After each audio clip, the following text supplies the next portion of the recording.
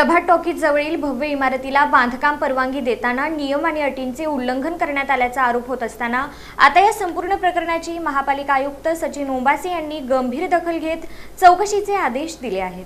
नवी वेस पोलीस चौकीसमोर आणि प्रभात टॉकीजच्या शेजारी उभारण्यात आलेल्या भव्य इमारतीला सोलापूर महानगरपालिकेच्या बांधकाम विभागाने 20 ऑगस्ट 2020 रोजी बांधकाम परवानगी दिली। या इमारतीचा परवाना क्रमांक R57 असा आहे। पण या जागेचे वैशिष्ट्य म्हणजे या मिळकतीस 2 स्वतंत्र सनदी असून सिटी सर्वे क्रमांक 8491/1B/1 आणि 8491/1B/2 असे 2 स्वतंत्र भूखंड आहेत।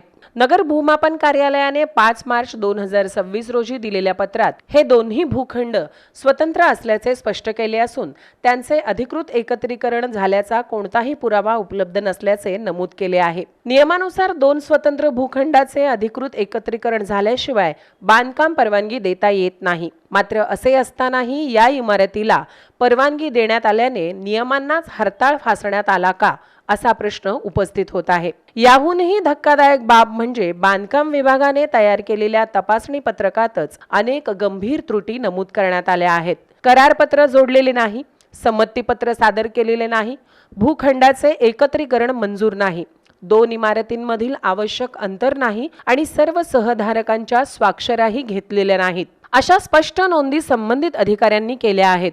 इतक्या गंभीर त्रुटी असतानाही बांधकाम परवानगी कशी देण्यात आली हा प्रश्न आता उपस्थित होत आहे। दरम्यान आणखी एक धक्कादायक बाब म्हणजे बांधकाम परवानगी दिल्यानंतर अवघ्या 7 दिवसात म्हणजेच 28 ऑगस्ट 2020 रोजी पहिल्या आणि दुसऱ्या मजल्यासाठी वापर परवाना मंजूर करण्यात आला आहे।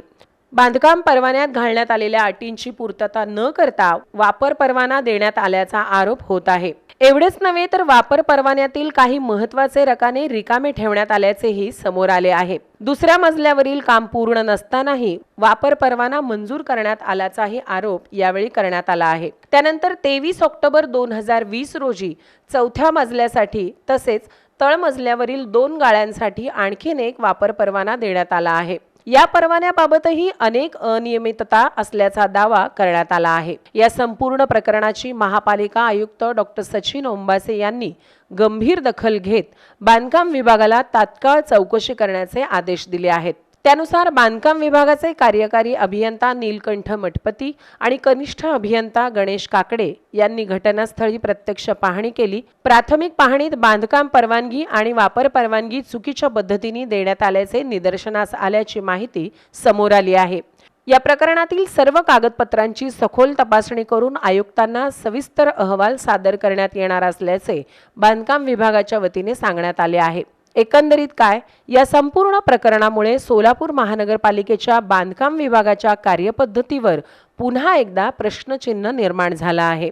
नियम सामान्य नागरिकांसाठी वेगळे आणि प्रभावशाली व्यक्तींसाठी वेगळे आहेत का असा सवाल आता उपस्थित केला जात आहे।